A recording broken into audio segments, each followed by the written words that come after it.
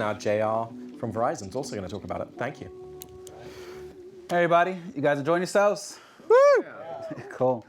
Show of hands, how many people here feel they have a good understanding of what 5G actually is? Like, what makes 5G 5G?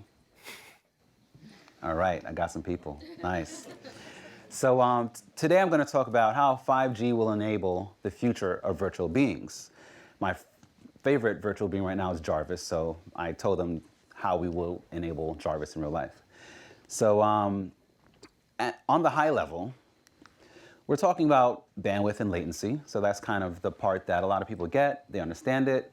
They're aware of that. But 5G is going to be much more than just bandwidth and lower latency. And I was a little upset at Oculus Connect when Carmack said 5G is just bandwidth. I was like, wait a minute, come on, man. So beyond the bandwidth, 5G is going to add a lot of services and network support in there that is not at all possible with 4G. Starting with the amount of sensors and devices, this does feed directly into more bandwidth, lower latency. There are a lot of chips that are going to be on the network. We're scaling at an alarming rate. So to be hitting 20 billion sensors and devices, like we think about everything, right? And you're going to have this number just continue to fly up. So 5G, just to start on that topic, it's going to be a combination of what we have with the 4G LTE network, so expanding that and boosting that to its maximum, and combining that with what you might have learned about the millimeter wave. So Verizon's talking a lot about millimeter wave technology, and then everyone's always like, well, that doesn't go through walls. How does that work? So there's definitely a lot of engineering going into things like beamforming. And what that is making the waves bounce and go around buildings and different things like that. Then there's transmitters and receivers. So it's being beamed to a receiver on your window, and then it goes through Wi-Fi. So essentially, the entire network is going to be underpinned by what we're calling 5G. So there won't be a separation necessarily. It'll just all be coming through that. So it'll either be for your home, which they're calling fixed wireless access, or ultra broadband. So the next question I always get is, well, when is it coming? Is it here now? It's going to be coming in phases. So right now we have kind of that first phase of radios going up, some of the millimeter waves going up in 13 stadiums so far, 30 cities this year. 5G is slowly coming out. And there's going to be, a step-by-step progression in that. And eventually the handset manufacturers will come in, so on and so forth. But I want to get to my overall statement. How will it power virtual beings? And what does that mean? So this is kind of a breakdown of what makes up Verizon's 5G network. So beyond the bandwidth and latency, you have my favorite object on there is MEC, mobile edge compute. So right now, the way the network works, you're communicating with servers that are really, really, really, really far away from you. Edge compute is basically taking GPUs and CPUs and putting those close to your proximity. The millimeter wave, being low latency, then allows instant communication back and forth. So when I look at Jarvis, right, he's an AI, he's accessing data all the time. He has to have low latency, otherwise it'll be really, really bad for Tony Stark, right? These components make up what will make the AI able to do that and communicate and get the information in real time and process and think. So one practical application right now that we are working on in the 5G labs is things like computer vision via 5G and edge compute.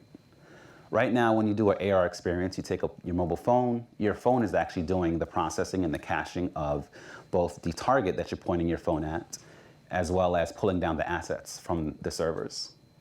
Because that's happening locally on the device, you're actually limited to how many targets you can have in an experience. Eventually your phone cache just maxes out, and then it's like, all right, I can't process any of this right now. It's going to really start slowing down, and then it becomes a really bad experience for the user. If the computer vision and rendering and asset delivery is all on an edge compute, your targets are limitless because you have now access to a global set of GPUs and CPUs. So that's just one example. That's something that you'll see in the very near future. computer vision on the network. For AR, we also are working on XR lighting, so dynamic lighting and rendering. So this helps when you're doing things like animation and you want to have that object actually reflect the lighting that you're projecting into. So if I was here, it would be reflective of these lights up here, and it will look more realistic and blend into the world. So just a few examples there. Overall, though, it's the components that are going into the network and the network edge. And one thing I want to touch on, too, is network slicing. So right now, the network is just delivering bandwidth to people. If you have a device that needs data or bandwidth, it's just giving it. With network slicing, the network is going to be a lot smarter.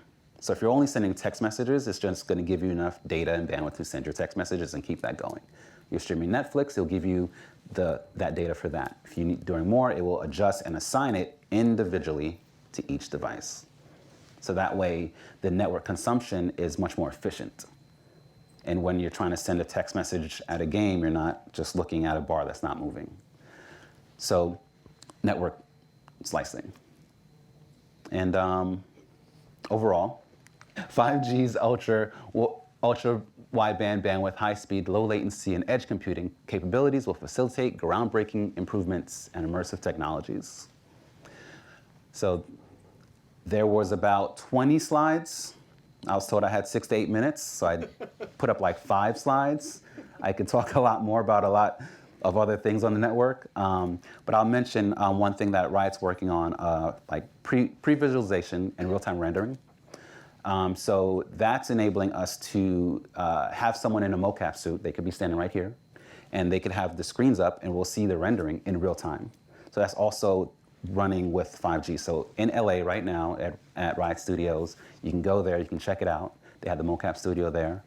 And the previs we use for the Lil Dicky song, I think it was called the Earth Song or something like that. Save the Earth, we are, something like that, right? So they did that with Riot, but when he was in capture, he was able seeing his animations in real time.